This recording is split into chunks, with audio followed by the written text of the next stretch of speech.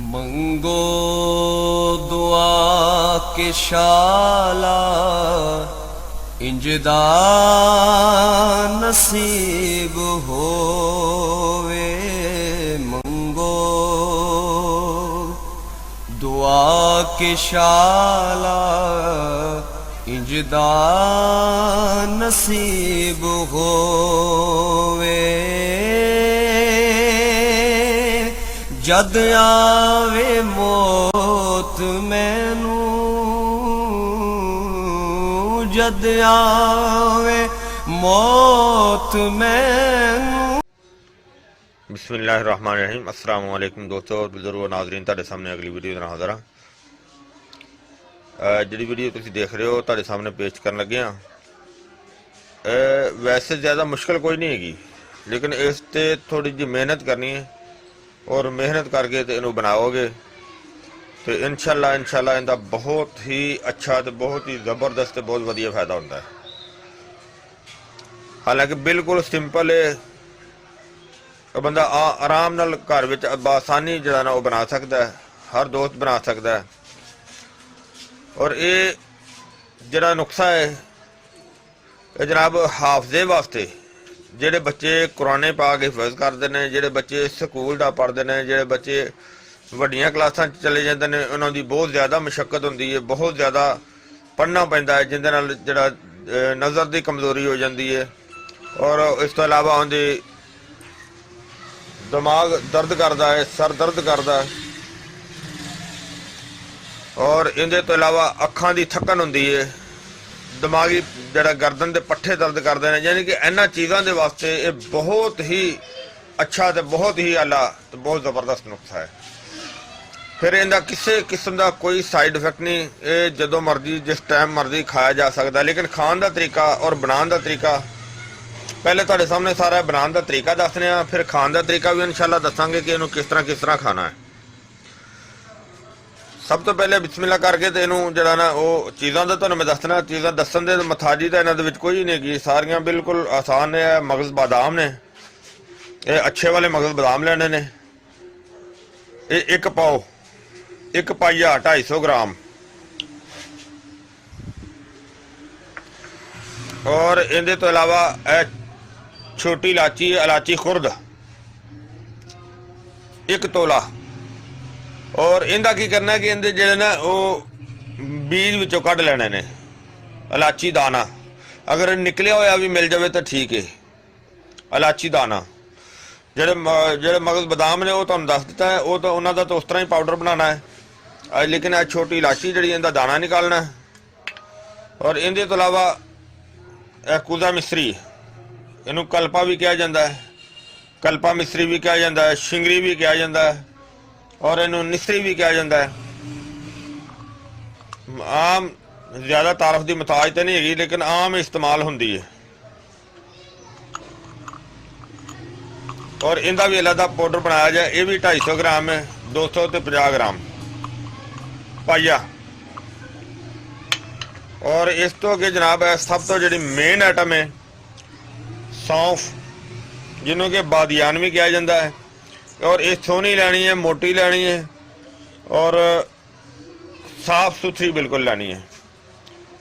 यह चीज़ां तुसीं देख लिया जिहड़ियां चीज़ां असीं शामिल करने। हुण असीं इहनूं बनाउण दा तरीका जिहड़ा ना वो तुहानूं दसने आ, कि बल्कि बना के विखाने भी आ, बनाने इहनूं। जिहड़ी सौंफ है इहनूं असीं हुण हल्की अग ते जिहड़ा ना इहनूं हल्का जिहा फ्राई करांगे। मतलब है कि इहदे विच होर कोई चीज़ इहनूं पानी, इहनूं खुश्क नूं जिहड़ा ना वो हल्का जिहा इनू गर्म करने आ। और उस तो बाद इनू जरा ना पोली पोली जरा ना इनू कुट के आस्ता आस्ता, और फिर इनू छट के तो इहदे चावल कड्ढने ने। जरा कि इहदे अंदर मगज़ हुंदा ना सौंफ दे अंदर, वो मगज़ इहदा अलहदा करना ना, छिलका सी इहदा उतार के तो इनू फारग कर देना है।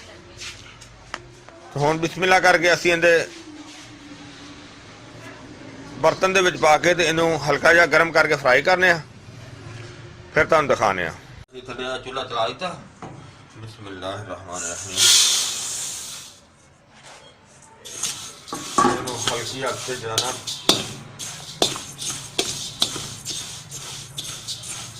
ब्राउन करने हल्का ब्राउन नहीं करना, बिल्कुल हल्का जा करना।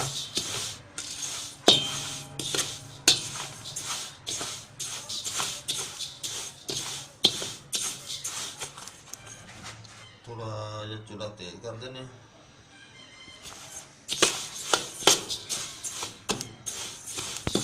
जी माशाल्लाह माशाल्लाह जबरदस्त देखो ब्राउन होगी,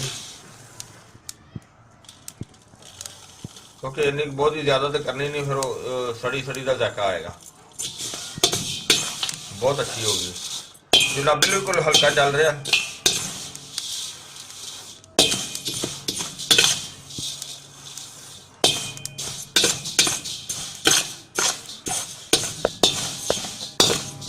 बहुत आला खिचड़ी होगी।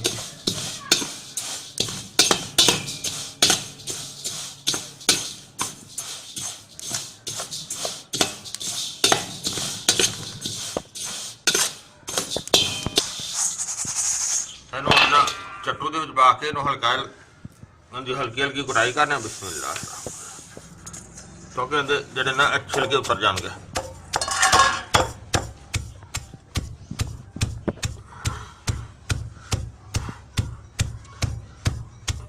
बहुत प्यारी खुशबू आ रही है, यानी कि हल्का नू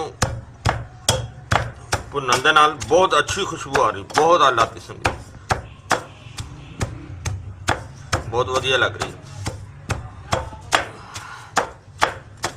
नाले वैसे भी इन्हें छिलके जिन्हें ना वो जल्दी उतर जाएंगे।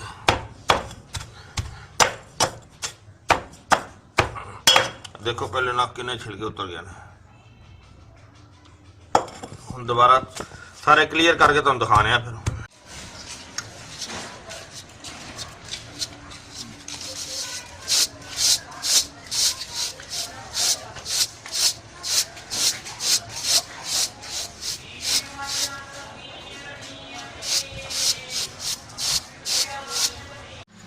जी माशाल्लाह देखो असी जी सौंफ हैगी सी इनू बिल्कुल इहदे छिलके उतार के इसका बेहतरीन पाउडर बन गया। देखो ज़बरदस्त हो गया बना दिता।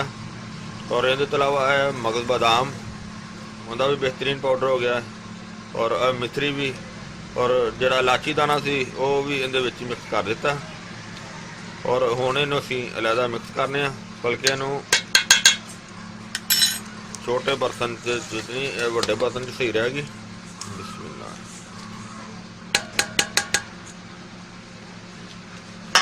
माशाल्लाह खुशबू बहुत ज़बरदस्त है। जिस तरह के मैं तुहानूं पहले दस चुकिया, ये बच्चों के दिमाग वास्ते, बच्चों के हाफजे वास्ते, जिहड़े बच्चे कुरान पाक हिफज करते हैं, जिहड़े बच्चे पढ़ने वाले ने, छोटे बच्चे, जिस तरह के एक छोटा बच्चा साडे कोल खड़ा है यह वाला, माशाल्लाह बच्चे भी बहुत ज़बरदस्त पढ़ती है। तो इस तरह ही जरा ना छोटे बच्चे जो पढ़ने वाले ने उन्होंने वास्ते भी बहुत वधिया है, भी मिठी है, बच्चे मज़े ना खा लेंगे। तो ये जनाब बच्चों को तुसीं सुबह शाम जिस तरह के यह चम्मच, इन्ना चम्मच अगर वड्डा बंदा 2 चम्मच भर के वो खा के उतो कप दुध का इस्तेमाल कर लवे। अगर छोटा बच्चा है तो 1 चम्मच इस्तेमाल कर ले, जिस तरह कि मैं भरिया इस तरह चम्मच होना चाहिए। और सुबह शाम खाना खाने तो तकरीबन आधा घंटा पहले इस्तेमाल करें। और इंशाल्लाह इस दे नाल नज़र भी बेहतरीन ठीक होएगी, यानी कि अखां की खराबी नहीं होएगी। और इस तो अलावा हाफजा भी बेहतर करेगी, और मैदे वास्ते भी बेहतरीन चीज़ है। मैं उम्मीद करना कि मेरे दोस्तों को ये वीडियो अच्छी लगी होगी। इन्हें तुसीं लाइक करियो, शेयर करियो और सब्सक्राइब करना बिल्कुल ना भूलना। इंशाल्लाह अगली वीडियो नाल फिर मिलांगे। इजाज़त, अल्लाह हाफिज़, अस्सलाम वालेकुम रहमतुल्लाहि व बरकातुहू।